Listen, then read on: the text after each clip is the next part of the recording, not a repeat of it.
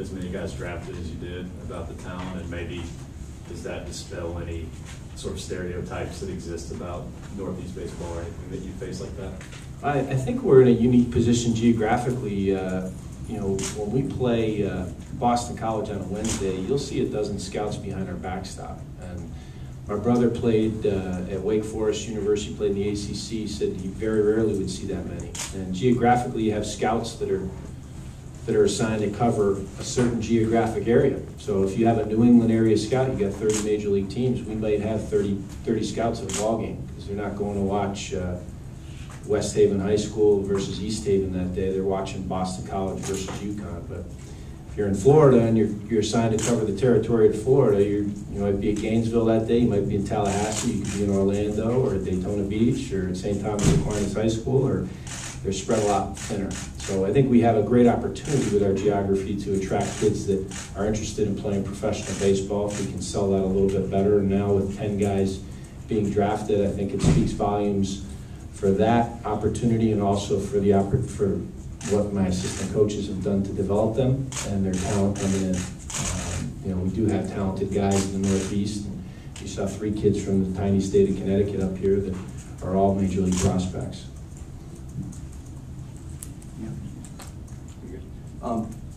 Jim, Michael Ross pitched big games for them all season, and what are your impressions of him, especially as he matches up against your guy who's a terrific arm as well? What are you expecting? I think he's just a heck of a pitcher, really knows how to pitch. I think it's ironic that I think initially he was an outfielder or came as a position for first baseman.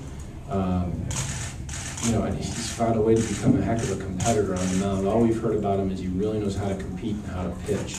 And he has good stuff that he really knows how to use, but his biggest asset is that he really knows how to pitch and pitch with some emotion, knows how to move the fastball in and out, and good breaking ball, good changeup. So we expect a heck of a test, and I know that he's been in big games. And these guys are wearing the rings. They've played on the biggest stage there is and excelled on it. So we expect one heck of a battle. Jim, a couple was one nuts and bolts thing. How is George physically? Is there any problem with that? But also, it's a pretty big weekend for your family. Obviously, Dad's going for the championship as well. Yeah.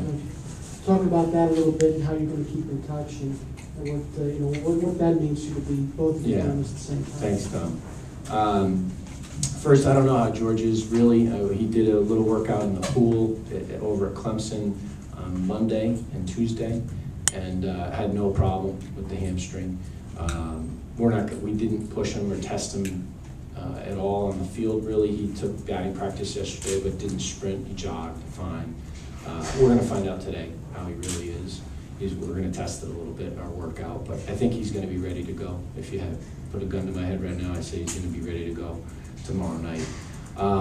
As for my father, he's been coaching at East Catholic High School in Manchester, Connecticut since the spring of '69. Started the school year there in the fall of '68, and was recommended for the position by my predecessor, Coach Andy Baylock, who was a teacher and a coach at East Catholic. And so he's been there a long time. He's the richest man I know, not financially, but has the richest life, and certainly a tremendous role model for me. And I wanted to see. I was kind of hoping that he might be playing Friday night, and I might be able to jet up there and jet back, but that's not going to work out. And he doesn't want me to be. He knows I'm where I'm supposed to be, and he's going to be playing Saturday, I think at 3 o'clock or 3:30, and I'm going to be locked in the Muzzy Field, which is also a real special place to me. We won our last Big East championship there when I was a senior, as a co-captain of that team with Dennis Dwyer, and so hopefully he can get number 5 and surpass my grandfather, who has 4 state championships of his own. There's 2 Jim Penders fields in Connecticut, and neither one of them are named for the coach of the University of Connecticut. So I have big shoes to fill. Judge Penders, coming from a cold weather state for college baseball, your resiliency and your willingness to go on the road and play consistently, certainly in the early part of the season, says a lot about this team.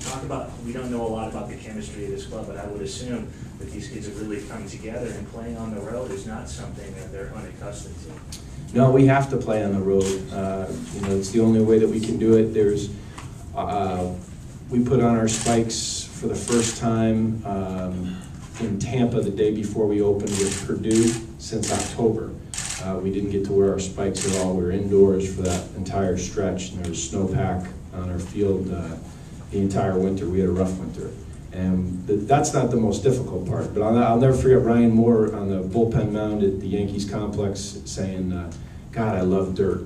I miss dirt, you know, and it gets to that extent during the winter. We get a little stir crazy, but the toughest part is when you come back off of those 4 weekend trips or the spring break trip, and then there's still snow on the field, and mentally you got to deal with that. So these kids, mentally, I think more and more, I think unfortunately baseball is becoming more and more of a white collar game, certainly at the college level, and yet we got to find those kids with a blue collar mentality.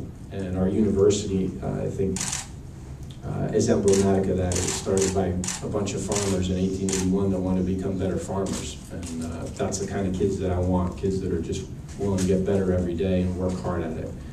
I think we've shown that we can be pretty mentally tough dealing with those things that we do have to deal with. Given the talent, was there any point in the season that you felt like this team wasn't doing as much as it could have during the regular season? And I guess maybe what was the turning point, getting Nick back, things like that helped you guys get going? Yeah, I had a full head of hair in January.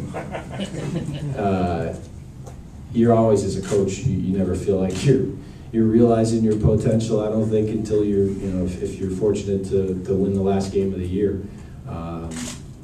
I felt like we underachieved a little bit at the beginning of the season. Kind of hit our stride in the middle.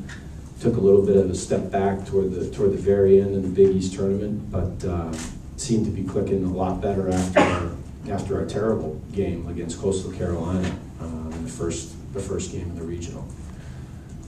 What about Ahmed?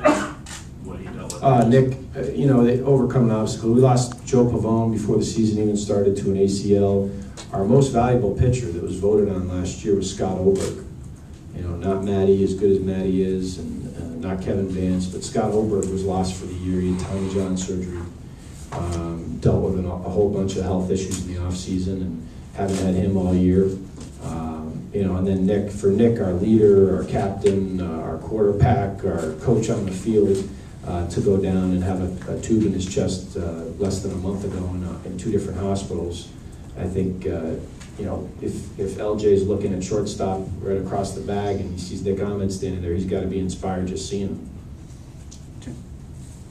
Coach Tanner here, he talks about his experience and how he doesn't have to worry about his guys anything off the field being in their head. It's just baseball to them since they've been in this position. Where's your confidence level with your team since it hasn't necessarily been this exact position experience? Yeah, we haven't been here before, but I feel like the last couple days at Clemson were very helpful to us. That we were able to kind of, hopefully get over that little hurdle and beat somebody that other folks didn't feel like we could beat.